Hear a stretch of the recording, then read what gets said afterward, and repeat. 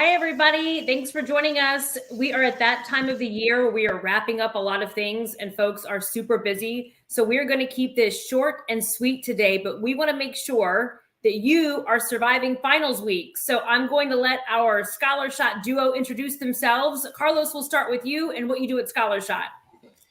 Well, hi, my name is Carlos Valadez. I'm the Director for Scholar Success for Scholar Shot.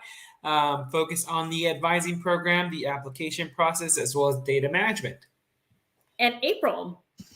Hi, everyone. I'm April Fish, formerly April Tillett. I serve as Director of Strategic Relationships with Scholar Shot. So I am in charge of our corporate partnerships, specifically as it pertains to employment, internships, and professional workshops.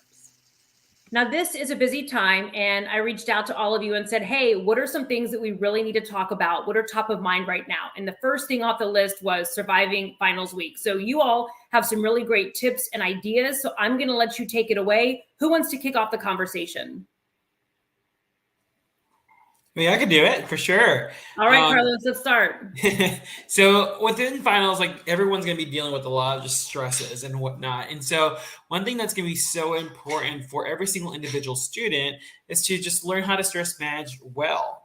So that means either probably giving yourself a good amount of time to be able to rest, to be able to do a lot of different things. Give yourself a schedule to be able to manage your stress well and make sure that you study well and give yourself a good steady schedule. Excuse me. We talk about reviewing your notes and one of the points that you sent over. What do you mean exactly? And how long should you be spending on that? So obviously a lot of different finals will be, a lot of final exams are built differently. So some of them might be cumulative or comprehensive, or some of them might be just from the last exam, the notes that you have to go through. So it's just like reviewing those notes and going through them and making sure you clean up those notes well, because sometimes what the professor has done, they probably talk 100 miles per hour, and so you're probably writing down a lot of different information 100 miles per hour.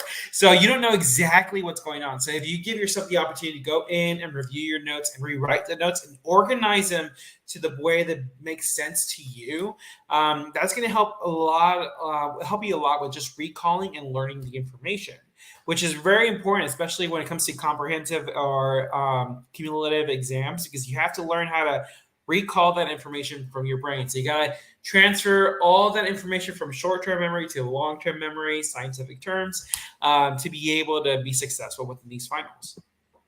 Okay, April, what would you like to add to that? Yeah, I was going to say, when it comes to rewriting your notes too, make sure that you have a buddy, you have friends in your class. And the reason why is because you may write something, as Carlos said, your professor is talking about 100 miles a minute, and you may be like, I don't know what I was trying to say here. I can't recall. That was, weeks ago in the lecture. But if you have other friends and people in your class that you can call on, they might have taken the notes appropriately and they can fill in the gaps for you. Additionally, making sure that you visit your professor's office hours. Many professors will have review sessions, or they'll just be open to you and let you sit and talk to them and ask those questions. So do not take that time for granted. Don't feel like you're bothering your professor. Really utilize them during that time. It's also important that you plan your study schedule. If you have 3 exams on one day, sometimes your finals are like that, then you got to be very strategic about how you're going to study for your test. Where are you going to study? How long are you going to study for one test? What exactly do you need to study? Is one test might be comprehensive, like Carlos mentioned, meaning it's about everything that covered over the semester. Some finals may just be but about the last few weeks of class. So you have to really remember what your final is about and figure out the best way so that you can do the best on those tests. Do you all find when you're dealing with the different scholars you work with to focus? Do you study for everything sort of at once, or do you go in order? Like, okay, this test is this day, I'm going to really focus on this and then move on. How do you find that it works for your scholars that you've seen? Just curious.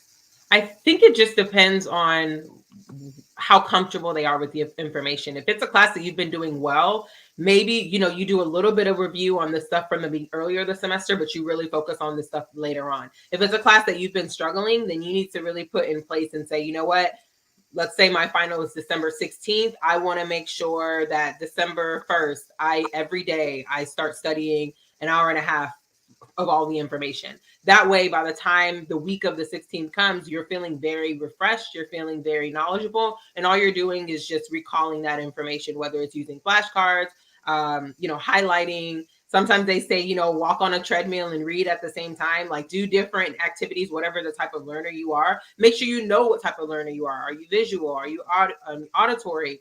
You know what I mean? Are you both? That's important when it comes to acing your exams. Carlos, anything you'd like to add to that? Right. So one thing that we need to remember, though, is that the brain itself is a muscle. And so you can definitely get fatigued if you're just continuously learning and overlearning the same thing over and over. If you have to really review 50 chapters, your brain's going to only retain so much information. And that's not going to be beneficial for you, especially when it comes to cumulative comprehensive exams. So sometimes even breaking it up just a little bit in little chunks to be able to digest the information more and dig in a little bit deeper brings out a lot more success, because now you're now focusing on 2 chapters versus 50. And so you're able to then manage like how to approach the study habit, or what you need to do to be successful. And now you're really focusing a lot more on information that you need to know. And so when it comes to like studying, like what are a couple different things I would strongly recommend for students as they go into like either studying in big, huge chunks or little chunks, whatever it looks like, go and study first the thing that you have the most struggle with, because we like to go and gravitate to a lot of different things that we know and we feel comfortable with. And so by the time that we're done with all the information or the subject that we are comfortable with, we go to the exam or the subject that we struggle with the most. And by that point, we're already exhausted.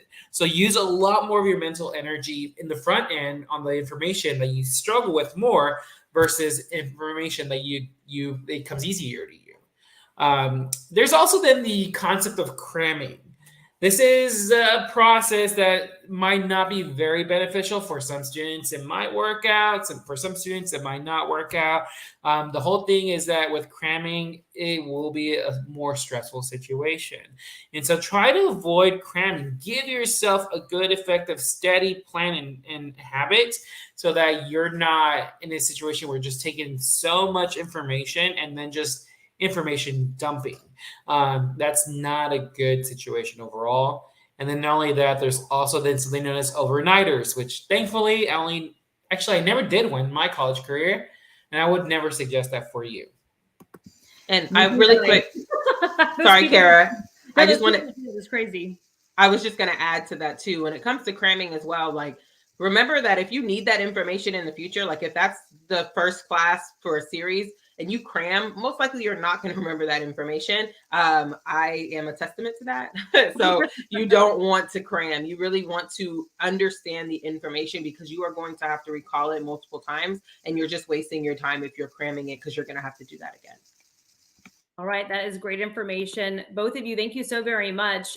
Before we wrap this up, I have to mention the best app out there for high school and college kids right now. And we're talking, really, for anyone who's considering doing secondary education. Can you talk a little bit about the GAP app?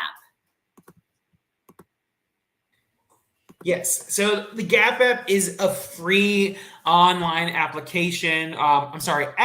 any single student in the state of Texas can download. It's completely free to all students in the state of Texas to be able to see what is the school that's ultimately the best academic, financial, and personal fit for you. So this is meant to help encourage you to make the best decision for yourself after high school or whatever university you're looking into, or community college.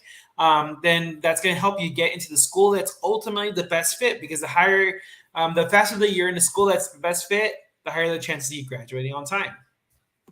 All right. Thank you both. And hey, listen, for those of you watching us today, if you've enjoyed How to Survive Finals Week and you found information that was useful for you, please share this with friends, family, anyone you know, to help them survive finals week and beyond. And guys, I appreciate you sharing your expertise. Happy holidays. Happy holidays. Thank you so much. Bye. Bye.